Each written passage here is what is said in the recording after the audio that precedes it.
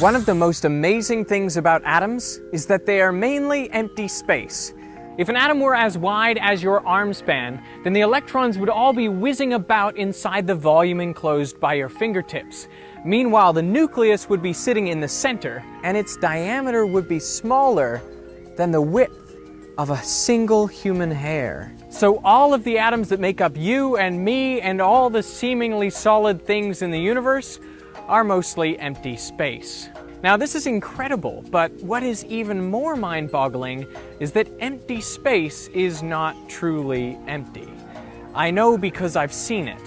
This is a simulation by Professor Derek Lineweber at the University of Adelaide. It was made using a supercomputer to crunch the calculations of quantum chromodynamics.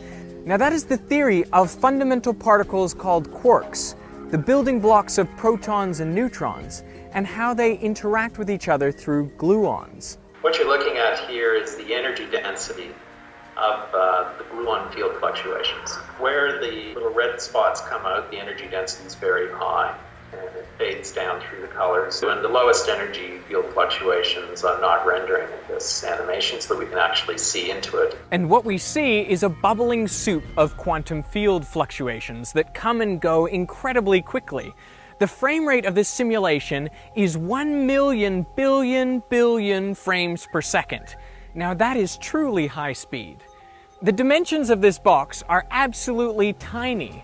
They are millionths of a billionth of a meter, roughly enough space to stick 2 protons. But there are no protons here. This is a simulation of the vacuum on its own, what we normally think of as empty space.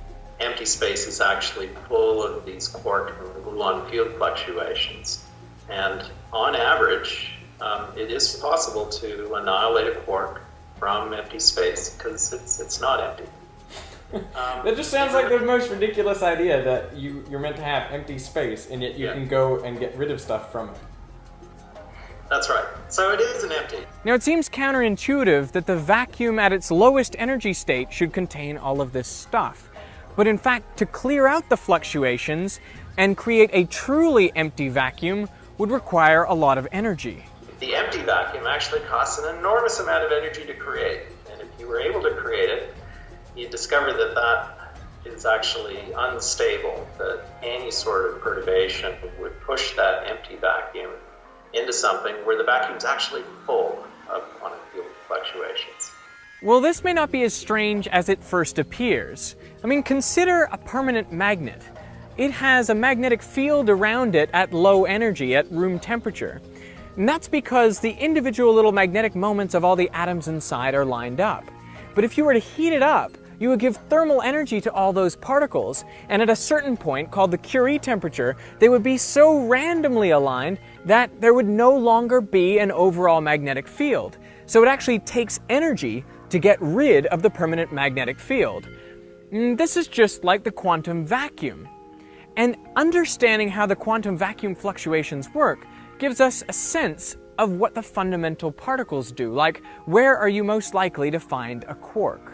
And it turns out that the quark likes to sit on top of those lumps.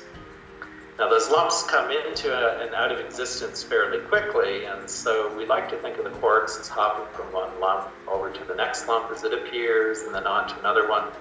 I like to think of it as a hiker trying to cross a stream that's running around, and every now and then a stone pops up, because the water's swirled around it, so you put your foot there and then you look for the next spot, and if you go quickly enough you might not get your feet wet. So I think quarks are very much doing, well, we know quarks are very much doing the same thing. So while it is true that you and I and all of the other atoms in the universe are mostly empty space, it is also true that empty space isn't truly empty. And in fact, it is these vacuum fluctuations which are essential for our existence. If you're not subscribed to Derek's channel Veritasium, I don't know what you're doing with your life. It is amazing. I got a pretty fat lip from doing this, but luckily all my teeth were intact.